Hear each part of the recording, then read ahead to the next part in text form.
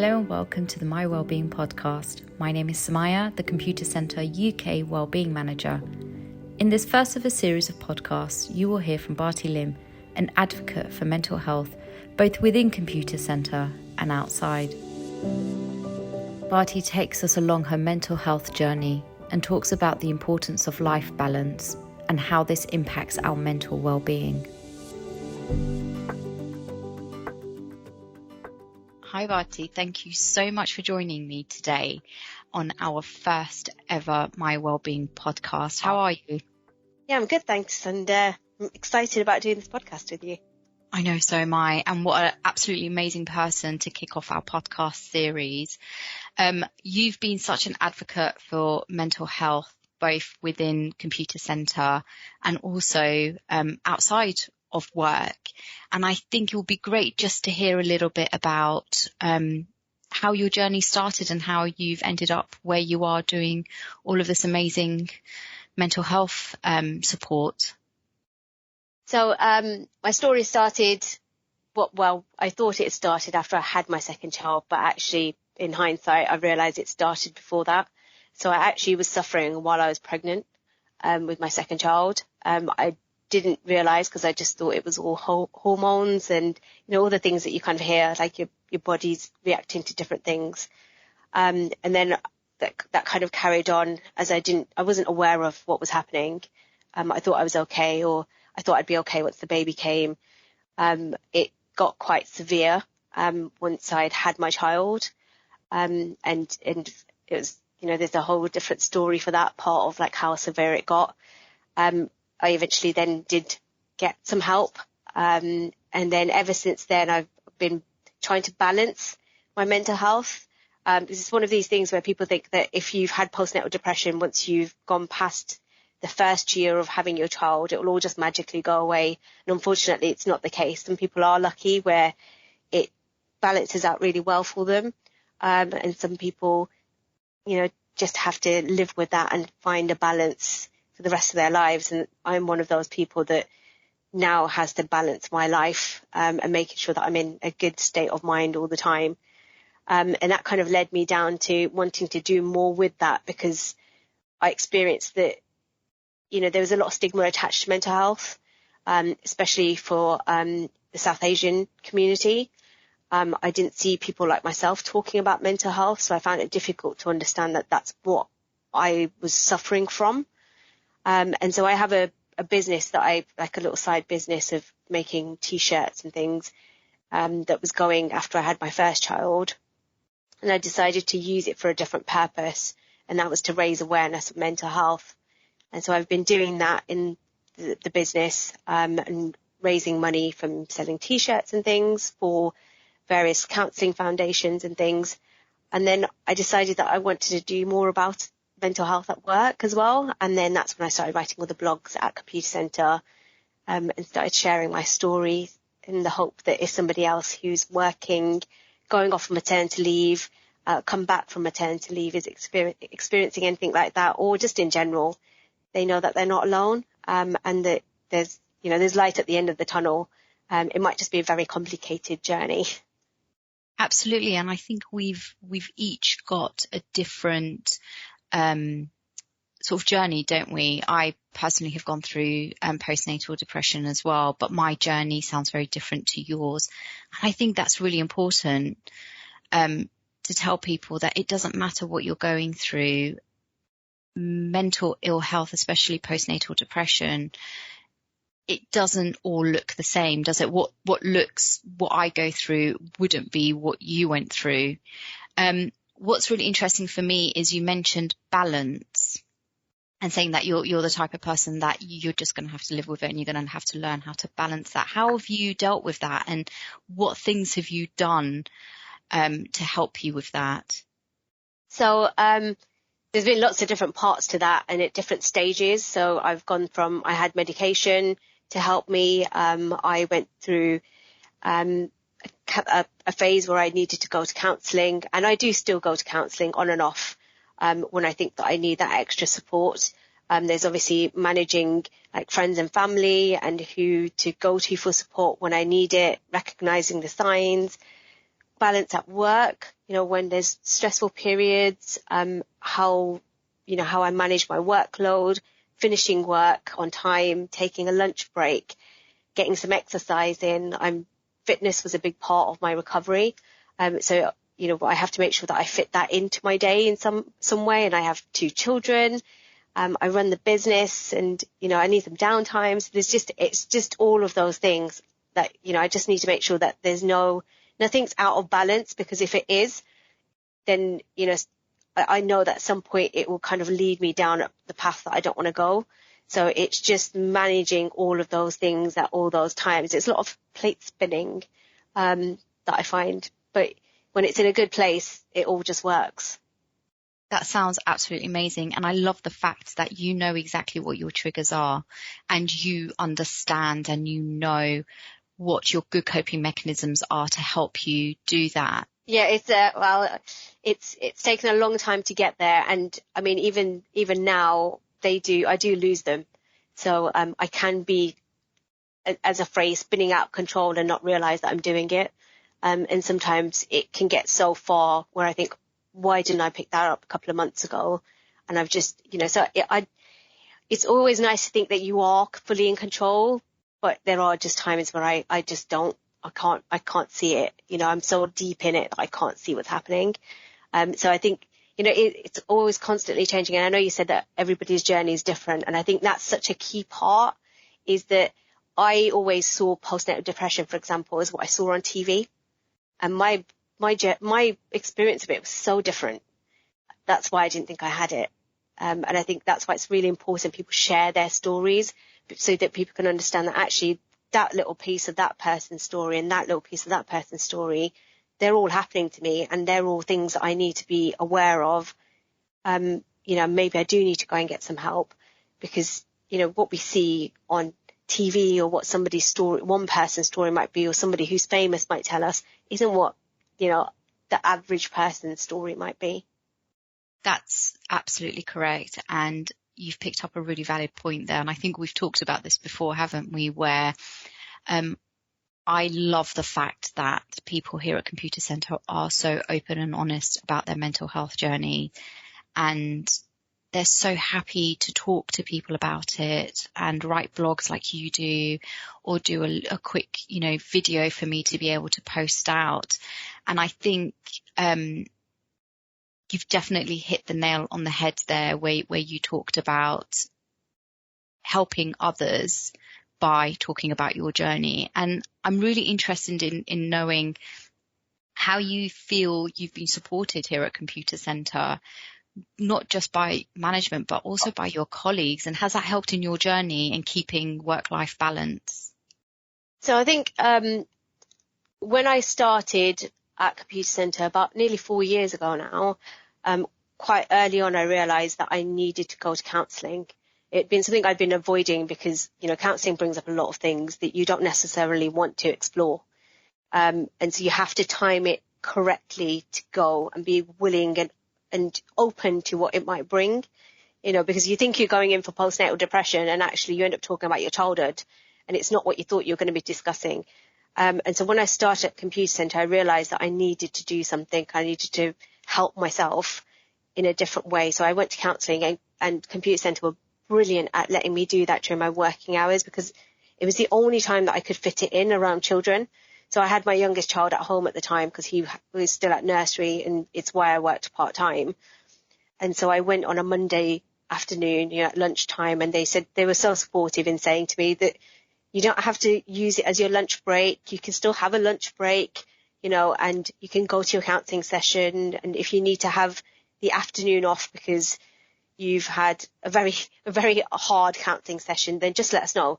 If you need that time, then just let us know. And I think things like that were really helpful. I think being able to talk about my story and no one judging me and thinking I'm incapable of doing my job, or that I'm not as strong as I could be if I hadn't talked about it. All of these things made it so much easier for me to share my story. And now that we've got, I've just come off an open mic session for wellbeing, which was launched today. And it was just nice that people felt like it was an open space to talk. and, discuss these things and talk about what they've been going through or what they might be trying to do to help themselves. And I think those things are all really important, that computer center does feel like a place where you can talk about it and not be judged.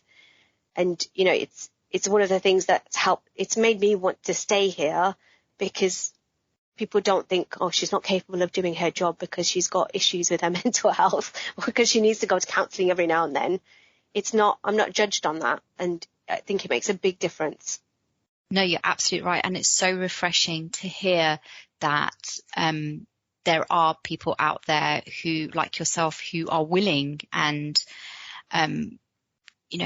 want to talk about their mental health, because the more we talk about it, the different types of mental health as well, the more educated others will become. And I know from experience where I've done certain workshops and I've been talking about how to spot the signs of mental ill health, i.e. depression, anxiety, and someone's come to me at the end of that session and gone, thank you for bringing this on. Before I joined your workshop, I didn't really know much about any of this, and suddenly you're actually pointing out things that I can spot in myself, and now I know I need to go and get help. And the fact that here at Computer Centre we're so supportive with our EAP systems, and also we have a fantastic network of mental health first aiders that I'm sure you've probably tapped into since your time here, that are there to support anyone and everyone going through anything at all.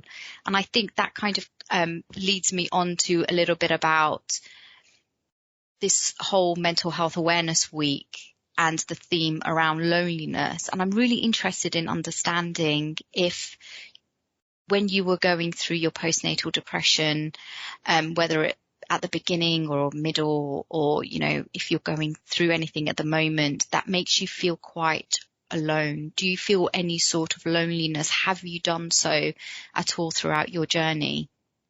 So I think loneliness is such a funny thing, isn't it? Because when you're suffering from bad mental health, you can be surrounded by so many people and yet still feel so lonely. And I think that it's one of those things where people just assume that the person who might not spend so much time talking to people and being around people might be the person that's actually going through something. But you've got the flip side of that, where I was surrounded by people. I was always busy. I was always doing things. I had like the business and work. And yet I felt like I was the loneliest person because I felt I had no one to talk to. And I'm very aware of the fact that, if lots of people have got stuff going on in their lives, and if I talk to them about my problems, I might be burdening them with my issues. So I felt like I couldn't talk to anybody. So I think loneliness is such a complex situation when it comes to mental health, and it's obviously been made much more difficult by people working from home a lot more. And I'm lucky that I was working from home long before I had any mental health issues and before COVID had happened. So I was used to working from home, and my husband is, my best friend, my colleague, my husband, everything. He's my lunch date. And so I'm lucky that I have that. And I had that for a long time before that. But I mean, when I was going through my postnatal depression, I felt like I couldn't tell him because I didn't want to burden him. I didn't want him to think that it's something he had done. And I think that's quite a difficult thing for anybody who's going through something, is it's not a burden to somebody and people want to help. But you've just got to get past what your head is telling you at the time. And, things like, we don't call people for a chat on Teams anymore because, we don't want to disturb them. They're working hard, like we call because we've got a purpose. We've got I've got a meeting, but we've lost the ability to call somebody and say, hey, how are you doing? I just wanted 10 minutes, just need to do something that's not work related. And there are lots of things that computer centres put in place to do that. And I know one of the ones was when you did it was the tea, wasn't it? Time to talk. That's right. Yeah. Yeah. And the Monday morning tea. And I was like, oh, I'm all over that one. I want to do that because it just meant we could have a meeting, I call it, a session where you just talked about anything at all. And I think that's, we've lost a lot of that. And I think it's made people feel even more alone than they did before. And it's quite a difficult thing to change. I absolutely agree with you on that one. But I thinking back on it, I'm thinking, had we started to move away from that, pick up the phone and call someone and have a chat way before the pandemic? I mean, with the rise of social media and things like WhatsApp and, Facebook Messenger and things like that, I found myself contacting friends and family to have a chat and talk to someone less and less. Yeah. And it's so important. It was very, very important to me through my journey that I be able to pick up the phone and call someone and talk to someone or have a face-to-face conversation with them, rather than just sending them a WhatsApp message or now a Teams message. So I think I'm one of those really annoying people that will randomly just call someone on Teams. And I know people cancel my calls. It's fine. But that's a good thing, because I mean, it was the one thing that, I couldn't do. I felt like I couldn't call somebody, because if I did, they'll be busy and I might be disturbing their day. And I felt like I knew I needed to call somebody, but I felt like I couldn't call anybody, which made everything just worse. And then I think I realized that the only person that I tend to call on a regular basis, other than my parents, is my best friend, because she lives so far away. And we do call, and I happened to have called her and she didn't answer the phone. And, and I just thought, in that mental health bubble of being stuck where I was, it was like, well, she's just too busy for me. And it wasn't that all. I think the problem with phones and social media and everything is that we expect someone instantly to pick up, instantly to respond to our message, all of those things, like, the thing about the green ticks on WhatsApp, somebody read my message, why haven't they replied? I think there's, that's all caused a bit of an issue with our mental health and where we are, and thinking that if somebody doesn't respond to us straight away, they just don't care. So I think there's a mixture of things with loneliness. This, I'm sure it's a topic we could talk about on its own, just loneliness. Because I think when you're not in a great place, you can find ways to make yourself feel even more alone than you are. Absolutely. I agree with you 100% on everything that you've just said. And I think that whole green tick and, on the WhatsApp, it's the double blue. I think we all really need to take more ownership of our mental health, and our well-being, and do those little things like turning off the notifications. I don't get notifications for my emails or text messages or anything on my phone. If someone sends me a WhatsApp, they don't know if I've read it and I don't know if they've read it. And that's really helped me personally, to keep a good grip on my mental well-being and not become completely obsessed with, why isn't this person answering me? Why is this person not picking up the phone? And I think it absolutely does go back to that whole, again, for my journey, was I want to be able to contact someone straight away. And it was almost a selfish thing. I needed someone there right away to support me and to talk to me and to talk some sense into me. That's how I was thinking about it. Yeah. And you're absolutely right. When they didn't answer or they didn't read my message, I was like, I'm just, I don't mean anything to them. And I could see my mental health deteriorating because of that. So I would love to hear about any sort of lessons learned. And if you have any, key pieces of advice that you would give someone going through a mental ill health or any form of mental wellbeing journey at all, 3 key pieces of advice. So I think like some of them are a bit cliche, you are not alone, because it's true. You aren't alone. But there's a lot of people who won't talk about it. What I found is that once I talked about it, other people felt it was easier for them to talk about it. And I found that talking to people about my own mental health has helped my mental health. So it almost helps me process what's happening with me when I speak to somebody else about it, and it lightens the load for me.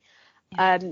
So I think that's one of the things is, don't assume that you are the only person that's going through this. And if you do talk to somebody, you might find that actually they feel the same, and you can help each other through. There's always someone that's willing to listen. And that, it's not if people are busy, it's not personal. But, you know, if you explain to them that, you know, you're going through something, you'll find that most people will stop and help. So, you know, you're never alone. That's my first one. That there is support out there. And there is lots and lots of support. Sometimes it's quite difficult to find. And I know that you're doing a lot of work to point people in the right direction. And there's obviously the wellbeing champions that they can speak to. There's lots of resources online. There are lots of people within Computer Centre that are willing to talk to somebody. I know that people have messaged me, and I'm more than happy to speak to people, you know, just to have a chat, just, you know, just to say, like, I'm not doing okay. You know, what could I do? And, you know, I've spoken to somebody recently who said that, oh, you know, that they're finding working from home's really getting to them. And I was like, could you do this and this and this? And they were like, actually, that's some great suggestions. And I think it just helps to talk to somebody. And like I said, there's all the wellbeing champions. So there's plenty of people available at Computer Centre if anybody wants to speak to somebody. And, you know, there's light at the end of the tunnel. There is always light at the end of the tunnel. It might be complicated and it might be messy and it might not be what you wanted it to be. You know, it's not all plain sailing, but you can get there. And everybody's journey is so different. What works for one person won't work for another person. Just like the journey of what's happening to you is different from everybody's. The way you kind of manage that, balance it and recover will also be different. But there is always a way to do it.